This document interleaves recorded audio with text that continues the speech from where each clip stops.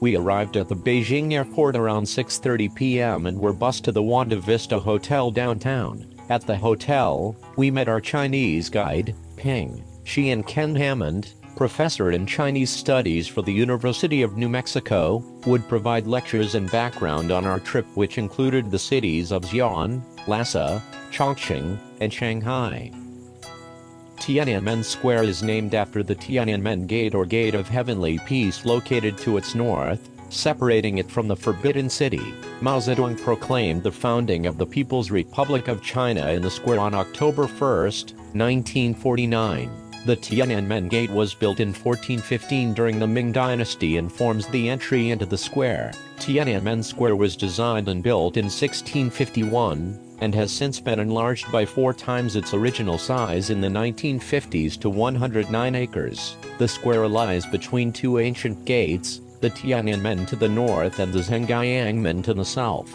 Along the west side of the square is the Great Hall of the People. Along the east side is the National Museum of China. In the middle are Mao's tomb and the monument to the people's heroes. Trees line the east and west edges of the square, but the square itself is open.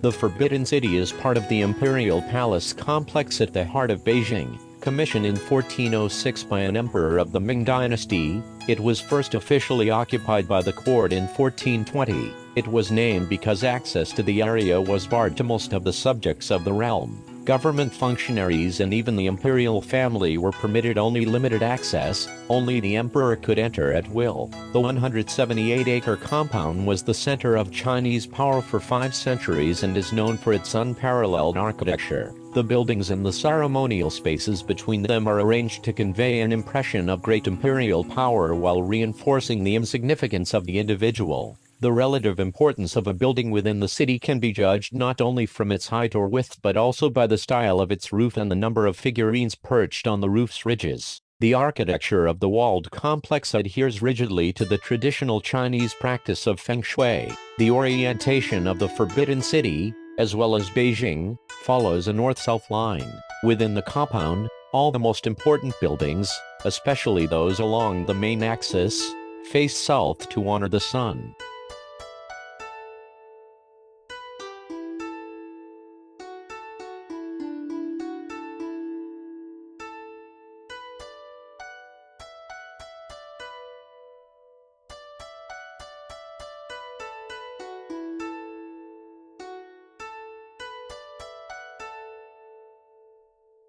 The National Museum of China is located on the east side of Tiananmen Square. The museum was created in 2003 by the merger of the National Museum of Chinese History and the Museum of the Chinese Revolution.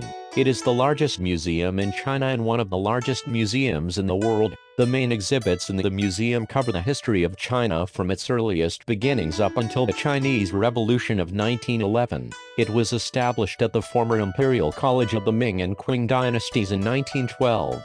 It opened to the public in 1926 and was reorganized in 1997 based on the latest archaeological and historical findings. The museum's collection features more than 1 million objects, including many hundreds of decorative objects such as bronzes, pottery, lacquerware, jade, and textiles. The collection also includes documents, art, and artifacts from the Paleolithic period to the present.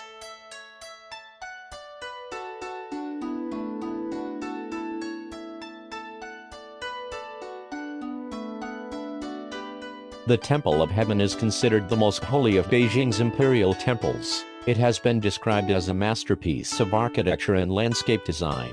The Temple of Heaven was built in the Ming Dynasty in 1420 by the Emperor Zudi in the royal garden. Once a year, at winter solstice, the emperors came here to worship heaven and to solemnly pray for a good harvest. Since his rule was legitimized by a perceived mandate from heaven, a bad harvest could be interpreted as his fall from heaven's favor and threaten the stability of his reign. So, it was in the emperor's self-interest that he prayed fervently for a very good crop.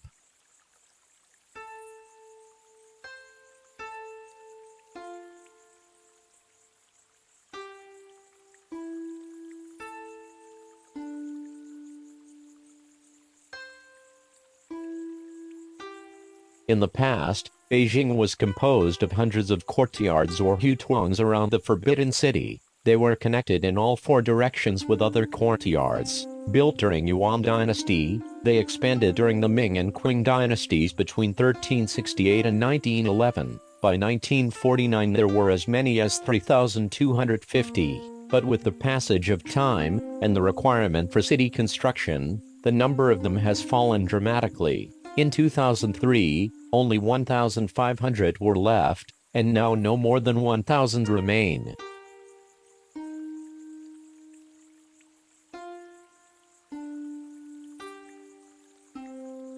The Great Wall of China is a series of fortifications made of stone, brick, stamped earth, wood, and other materials, built along an east-to-west line across the historical northern borders of China. Its purpose was to protect the Chinese states and empires against the raids and invasions of the various nomadic groups from the north.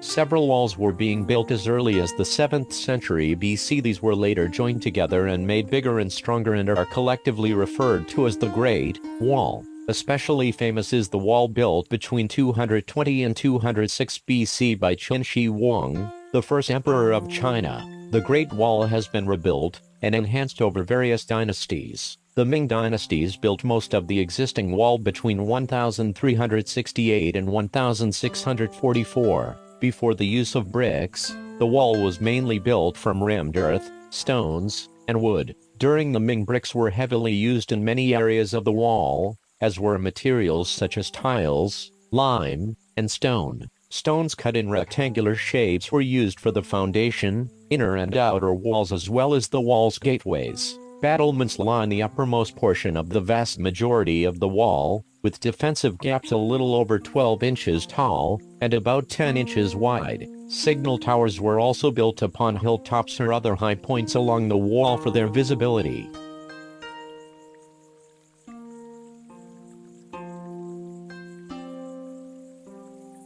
Emperor Jing of Han was the 6th emperor of the Chinese Han dynasty from 157 to 141 BC. During his reign, he limited the power of the feudal king's princes and consolidated power in a central government. This paved the way for the long reign of his son Emperor Wu. His mausoleum has 2 large burial mounds and numerous smaller burial pits. The largest of the 2 mounds is the burial place of the Emperor Jing. It sits next to the slightly smaller mound of his Empress Wang.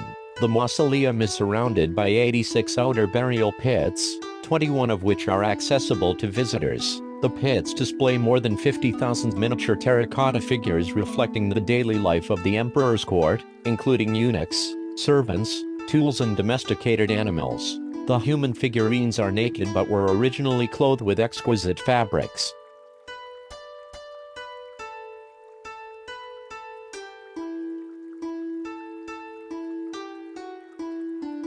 The Great Mosque of Xi'an is the largest mosque in China and an active place of worship within Muslim Quarter. The majority of the mosque was built during the early Ming dynasty. It now houses more than 20 buildings in its 5 courtyards, and covers about 3 acres. Overall, the mosque's architecture combines a traditional Chinese form with Islamic functionality. For example, the mosque complex of traditional Chinese buildings is aligned along a north-south axis in accordance with Feng Shui, while the mosque itself is directed west towards Mecca. The 3-story, octagonal pagoda in the 3rd courtyard, called the Shangxin Lao, or Examining the Heart Tower, originally served as the mosque's minaret, and was used for the call to prayer.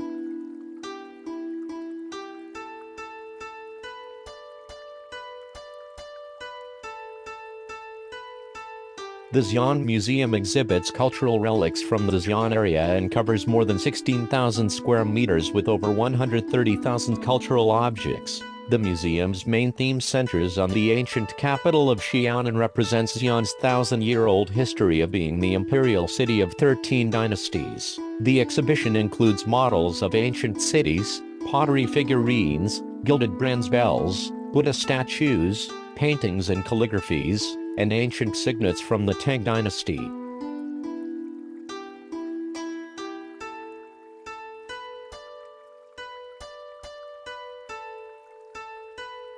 The small wild goose pagoda was built between 707 and 709 CE, During the Tang Dynasty under Emperors Hongzong, the pagoda stood 147 feet until an earthquake hit it in 1551. The earthquake shook the pagoda and shortened it by 6 feet. The pagoda has a brick frame built around a hollow interior. Its square base and shape reflect the building style of other pagodas from the era. During the Tang Dynasty, the pagoda stood across the street from its mother temple, the Dajianfu. Pilgrims brought sacred Buddhist writings to the temple and pagoda from India, as the temple was one of the main centers in the city for translating Buddhist texts. The Terracotta Army is a collection of terracotta sculptures depicting the armies of Qin Shi Huang, the first emperor of China. It is a form of funerary art buried with the emperor and whose purpose was to protect the emperor in his afterlife. The figures, dating from the late 3rd century BCE, were discovered in 1974 by local farmers in Lintuang district near the city of Xi'an in the Shuangxi province. The figures vary in height according to their roles, with the tallest being the generals. The figures include warriors, chariots and horses. Estimates from 2007 were that the 3 pits containing the terracotta army held more than 8,000 soldiers, 130 chariots with 520 horses and 150 cavalry horses. The majority of the figures remain buried in the pits near the emperor's mausoleum. Other terracotta non-military figures were found in other pits, including officials, acrobats, strongmen and musicians.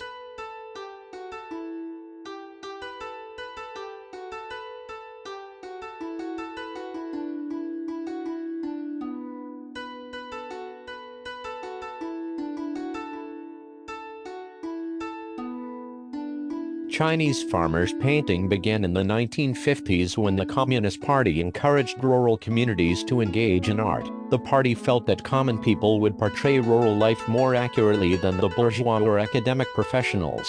Since then, painters have gained national and international recognition with works that depict aspects of rural life such as farm work, festivals, and celebrations. Their paintings tend to be bold and whimsical. Their style can be described as primitive, with childlike figures and bright colors which are not always true to life. The artists use paint powder and water on thick paper. This is called the shui fen technique. Zhang Qinggai, born in 1954, is a farmer's painter in the town of Huxin. His works have obtained numerous awards, appeared in a number of international publications, and exhibited around the world.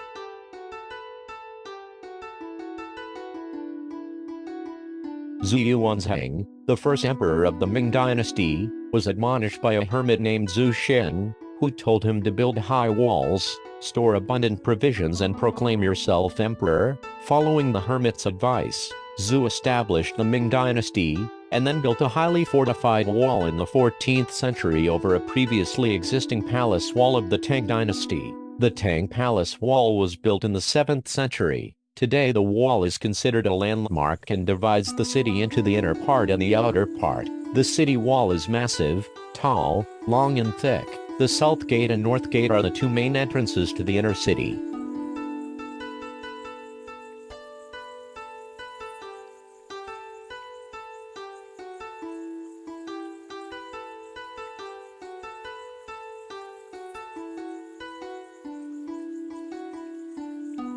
The Jiakhang is a Buddhist temple in Barkhar Square in Lhasa. Tibetans consider this the most sacred and important temple in Tibet. The temple is currently maintained by the Gelug school of Buddhism founded in 1357, but accept worshippers from all sects of Buddhism. The temple's architectural style is a mixture of Indian Vihara, Tibetan and Nepalese designs. The oldest part of the temple was built in 652. Over the next 900 years, the temple was enlarged several times with the last renovation done in 1610 by the 5th Dalai Lama. The central relic of the temple is a statue of Buddha. The statue's history is complicated and involves a spurred lover, a war and a bribe. It was installed shortly after the temple was built and has in the same place since then. The statue has been gilded several times. It represents Buddha at age 12 and is about 5 feet tall with a jeweled crown and pearl-studded garment. No pictures inside the temple were permitted.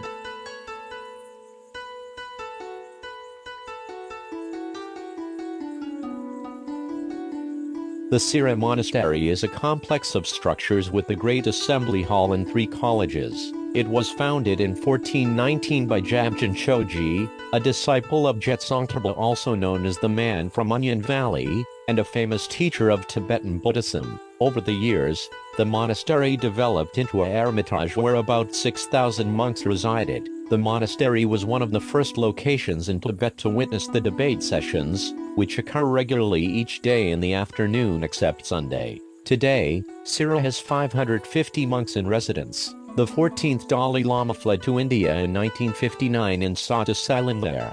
In March of that year, the Sira monastery was destroyed by bombardment and the death of hundreds of monks. In addition, ancient texts and antique works of art were destroyed. Many of those who survived fled to India, crossing the Himalayas under severe winter weather conditions. They settled in southern India near the city Mysore.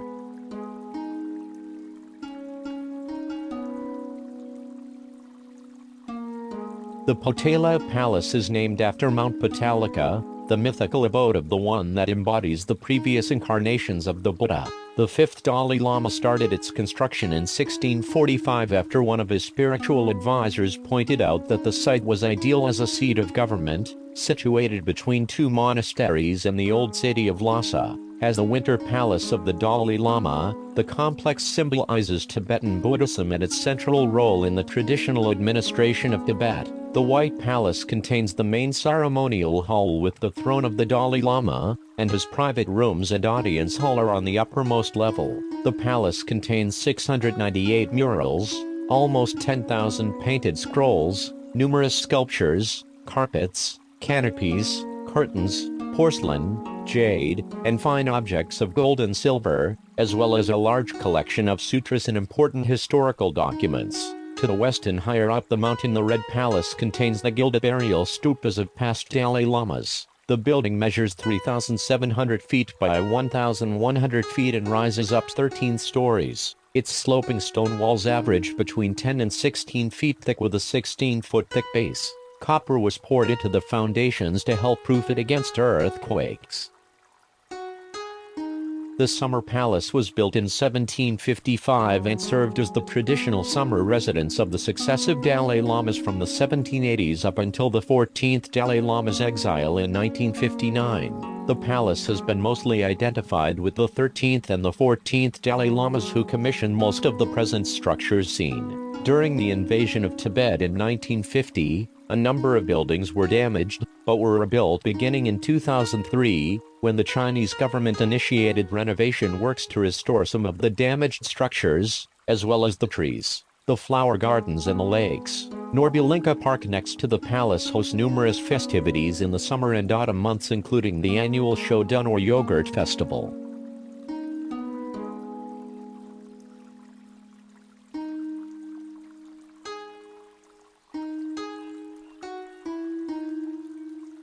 Chongqing is the largest city in the world that you never heard of. This is a quote from out Smithsonian expert, Ken Hammond. The city was created in 1997 to help the Three Gorges Dam migration and was the sub-provincial city of Sichuan province. Chongqing's population is just over 33 million and is expected to grow to 40 million in about 6 years. The city is about the size of Ohio.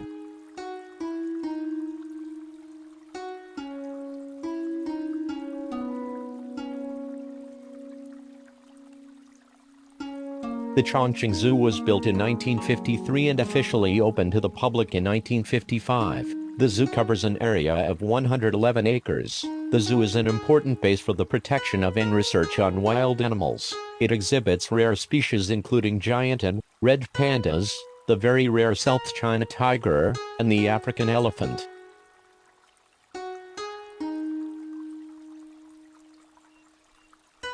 The Chongqing People Square was built in June 1997 together with the establishment of Chongqing Municipality at the direction of the central government. The square is about 7 acres and paved with granite. In the evening, people gather to dance, play music and exercise. Behind the square is the Chongqing Great Hall of the People. The hall was built in 1951 and completed in 1954. It was designed in the traditional symmetrical and proportioned style of Ming and Qing dynasties' palaces, similar to the Temple of Heaven in Beijing.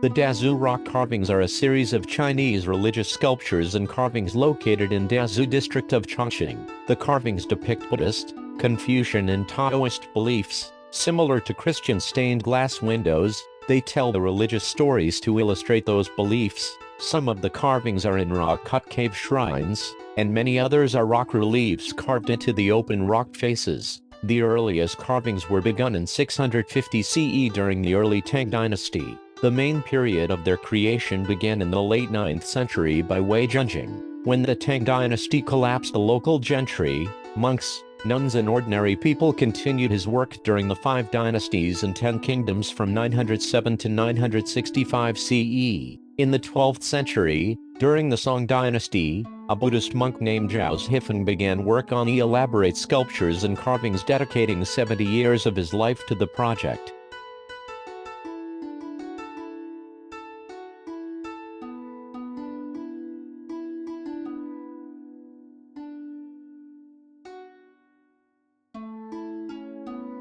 We boarded a river boat at Chongqing and rowed down the Yangtze River to the Three Gorges Dam. The first gorges, the Guotang, is about 5 miles long and the shortest and narrowest of the three. The second gorge, the Wuan, is about 25 miles long with high, sheer cliffs. We did not enter the third gorge, Xiling, as it is downstream of the dam. The Yangtze River is the longest river in Asia, the third longest river in the world. The river begins in the glacial meltwaters of the mountains in Tibet and flows approximately 3,915 miles until it empties in the East China Sea near Shanghai. The Yangtze plays a central role in Chinese agriculture, industry and travel. It is the country's primary waterway, and nearly 1/3 of the population lives in its basin, an area covering about 448 million acres.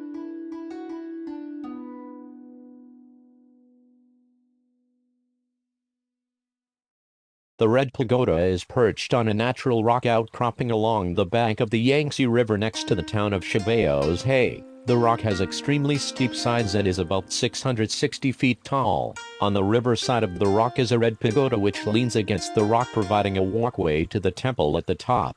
It is one of the largest wooden temples in China with 9 floors. The yellow doorway at the base of the pavilion provides an entrance to a stairway to the top.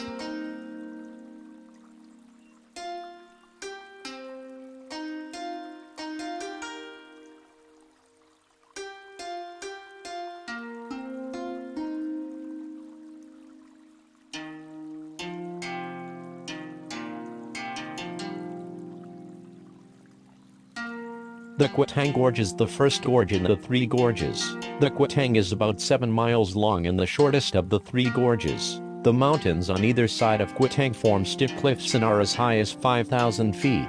The gorge is also narrow. The widest part is about 300 feet while the narrowest is only about 100. The high sheer sides and narrowness of gorge making it the most dramatic of the three. The impact of the Three Gorges Dam on the Guotang Gorge is especially significant. Many famous and historically significant sites are now underwater and inaccessible since completion of the dam.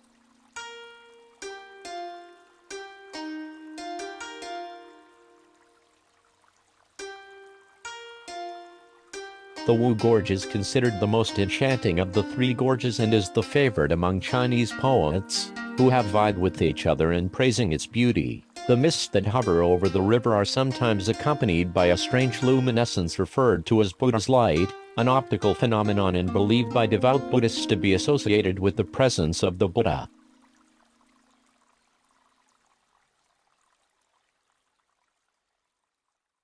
About halfway through the Wu Gorge, we boarded a sampan for a voyage through a small gorge on the goddess stream. According to the local legend, the 12 daughters of the Heavenly Queen were lured from heaven to earth by the magnificent scenery of the stream and its surrounding mountains. They would descend to the stream to swim and frolic. Through circumstances not of their doing, the 12 goddesses became 2 stone peaks near the stream's entrance to protect it. Finally, the Heavenly Queen turned into a small stone outcropping on an adjacent shore.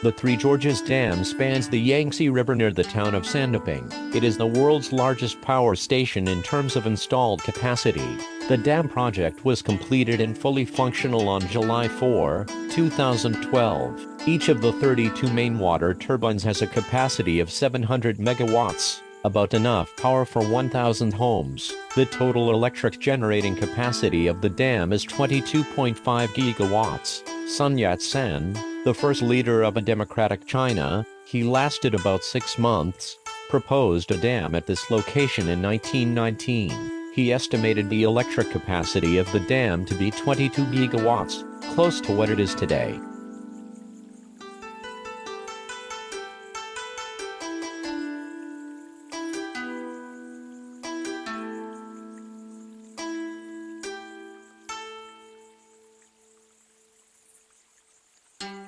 The Yu Garden was first built in 1559 during the Ming Dynasty by Pan Yunderduan as a comfort for his father, the minister Pan En, in his old age. Pan Yunderduan began the project after failing one of the imperial exams. Shortly after, Yunderduan was appointed by the emperor as governor of the Sichuan. His duties as governor delayed construction for nearly 20 years. The garden was the largest and most prestigious of its era in Shanghai, but eventually financially ruined the Pan family.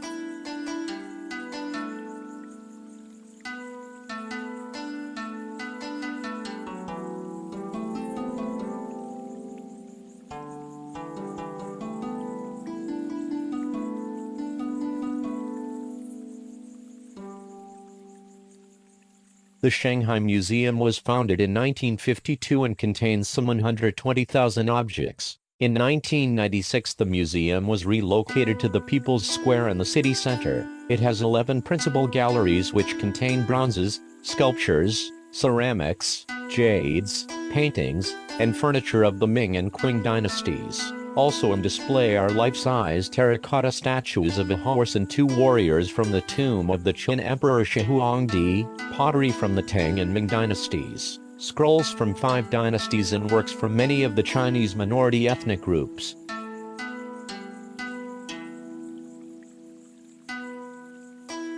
Up until the mid-1800s, the ruling dynasties kept Westerners out of China. With the largest economy in the world, foreigners made numerous attempts to open trade. To gain entry, the British smuggled opium into China, which addicted millions of Chinese. Attempts by the ruling Qing dynasty to stop the drug trade led to the Opium Wars, which the British won. As a result, the Chinese granted trading rights to the British and other Western powers, which included settlements or concessions in Shanghai. The Bund was initially a British settlement. Later, the British and American settlements were combined into the International Settlement. The treaty allowed the Western countries to dominate trade in the area, and as a result the Bund quickly developed into a major financial center of East Asia in the late 1800s. The magnificent Beaux-Arts buildings were constructed during this time.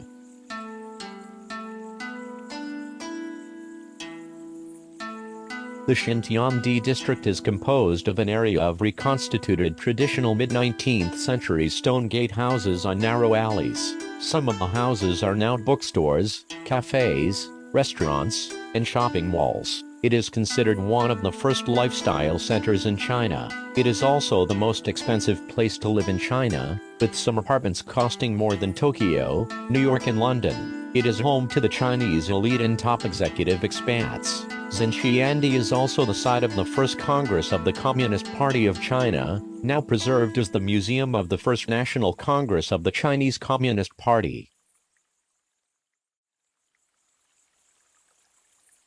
The Oriental Pearl TV Tower is located in Pudong Park across from the Bund. The tower is 1,536 feet high and China's second tallest TV and radio tower. The tower is brightly lit in different LED sequences at night. The tower features 11 spheres, big and small. The 2 largest spheres, along the length of the tower, have diameters of 164 feet for the lower and 148 feet for the upper. They are linked by 3 columns, each 30 feet in diameter. The highest sphere is 46 feet in diameter. The entire tower is supported by 3 enormous columns that start underground.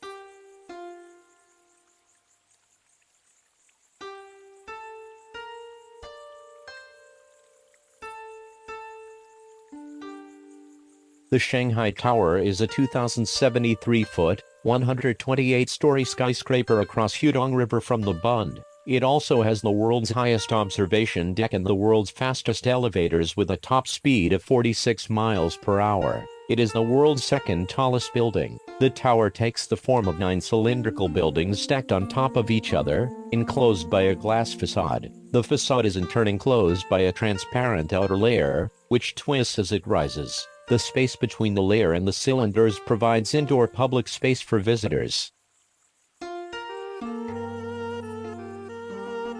The Jinggan Buddhist Temple or Temple of Peace and Tranquility was first built in 247 AD in the Wu Kingdom during the Three Kingdoms period. Originally located beside a creek, it was relocated to its current site in 1216 during the Song dynasty.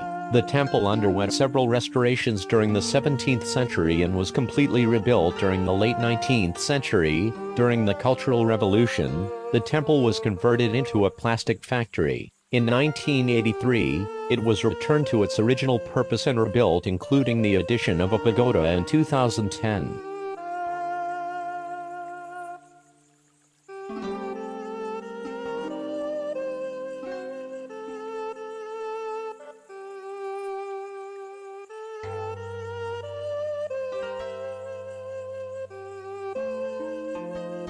One of Shanghai's few active Buddhist monasteries, the Jade Buddha Temple was built between 1918 and 1928. During the Cultural Revolution, the monks made a living by selling handicrafts and protected the temple's cultural relics. The temple is one of the few temples that survived.